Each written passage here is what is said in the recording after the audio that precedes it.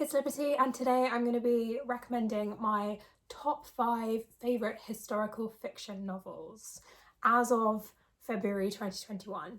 Now, I've left out crime and magical realism because those will be separate lists. If you agree or like my choices, do give this video a like and subscribe if you want to see more bookish opinions from me. I'm going to shut up and get straight into it. My first pick, or number 5 as it were, is Birdsong by Sebastian Faulks. Now, this novel is set pre, during and post World War One. Stephen Raceford is our main character for the first 2 sections, and he is visiting France when he sort of has this love affair pre-World War One, and we follow him into the trenches. Personally, my favourite section of the novel was the World War One part because I just think you get the best characters. Jack Firebrace is probably my favourite character in this entire novel. There's also a section set later on in the 20th century which, I don't even really remember it all that much.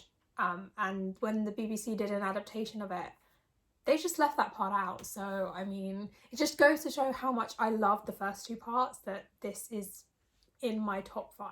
This novel really highlights how much change happened in the 20th century as a whole.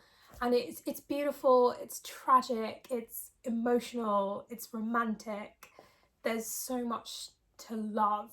There's truly something for everyone within this. My number 4 pick is Wolf Hall by Hilary Mantel. Now, Wolf Hall is the first book in Hilary Mantel's series focusing on the life of Thomas Cromwell, who was Henry VIII's chief minister. We start this book in the 1520s, and Henry VIII has been seeking a divorce from his wife Catherine of Aragon so he can marry Anne Boleyn and father a male heir. Thomas Wolsey has failed, and in steps Thomas Cromwell to help him solve his problem.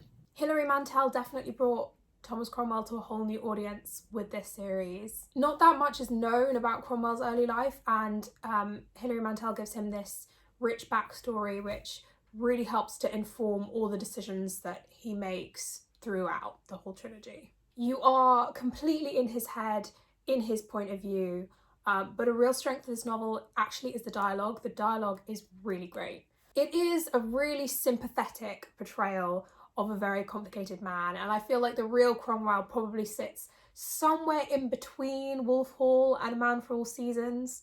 As someone who has studied and loves this period of history, it was also really great to see characters that are normally left out of historical fiction Tudor novels in this, and to see Mary I get a really sort of authentic portrayal, because I love Mary and she has been maligned. There's a lot of stuff going on with her which I was really happy to see brought forward. I'm not going to pretend I liked the way that Sir Thomas More was portrayed in this novel, but we are in Thomas Cromwell's head, so you know, they were very different personalities, so, you know, that's gonna happen. Obviously, you can't judge people in the 16th century by 21st century standards. If we did that, they would all be cancelled. The number 3 spot on my list goes to Atonement by Ian McEwan. The novel starts in 1935 and we follow 13-year-old Bryony Tallis, who is an aspiring writer. She's young, she's naive, she's got a huge imagination, and she's got not that much to worry about because she lives in this sort of huge English country house with servants. She sees some things that she doesn't really understand involving her sister Cecilia, Robbie, who's the son of a servant in the house, and a few other people who are staying at the house for the weekend. Things snowball from there, and you really see the repercussions of this weekend through the perspectives of Bryony, Cecilia and Robbie as we go through into the Second World War and beyond. There are themes of childhood naivety, love, war, class distinctions and elitism. The prose is just gorgeous. The parts of Robbie fighting in France had me simultaneously wanting to jump on a plane and also cry my eyes out. Ian McEwan really writes 13-year-old Bryony really well. I was very impressed. I have so much praise for his prose in this novel. I think it's the only McEwan I've read, but it really is a classic, and the film is really good too. I mean, I think they really nailed the spirit of the novel. I actually watched the film first before I read the book, and I think that's definitely the way round that I like to do it, just because then you don't get disappointed, but hopefully leave big enough gap between watching and reading that you know, you're not, oh, so when is this gonna happen? My second place choice is The Underground Railroad by Colson Whitehead. Now, I remember reading this in my bookselling days, and it just deserves all the praise that it gets. It is incredible. Our main character is Cora, and she is living on a cotton plantation in Georgia. She meets a new arrival called Caesar, and together they decide to escape the plantation to seek their freedom. Colson Whitehead turned the Underground Railroad into a literal railroad with tracks and everything. They first end up in South Carolina, where they think they'll be safe, but everywhere they go, they face different challenges. It is truly an insight into how terrifying it was to be a slave, a former slave, a runaway slave, a free person in North America in the pre-Civil War era. It is so well written, so heart-wrenching, and not just eye-opening, but soul-opening, if that makes sense. I hope so.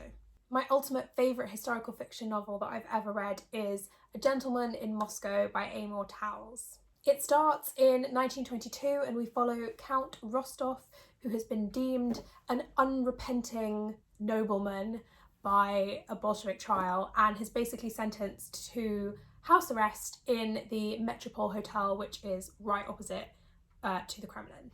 You follow him through his life as he has to find purpose in a life that ultimately was very cushy. He didn't have to work a day in his life. He has become a symbol of a Russia, of a country that just has no place in the modern world, and he lives in this attic room in the hotel. We follow him and the hotel and the other guests in the hotel as we go through the decades with some really significant historical landmarks. It's very funny, and the cast of characters that are assembled are just glorious. The relationships that Count Rostov has with all the different guests is part of the charm of this novel. Rostov himself is, as a former nobleman, highly educated, and he's witty and funny. I actually didn't know that much about 20th century Russia outside of what we learn about, you know, World War One and World War Two and 1918 as an event for GCSE history. Going further forward than that, I didn't really know that much. But the atmosphere was so quickly established and done with such ease that it was just a master class in showing, not telling. Again, this is another book that I read because of my bookselling days. The character work is so strong that, oh, I don't like Russian history, it's just not an excuse. It's just so good. Thank you for watching. Those are my top 5 favourite historical fiction novels as of February 2021. Do let me know what your favourite historical fiction novels are. I always appreciate recommendations. I love historical fiction. Happy reading!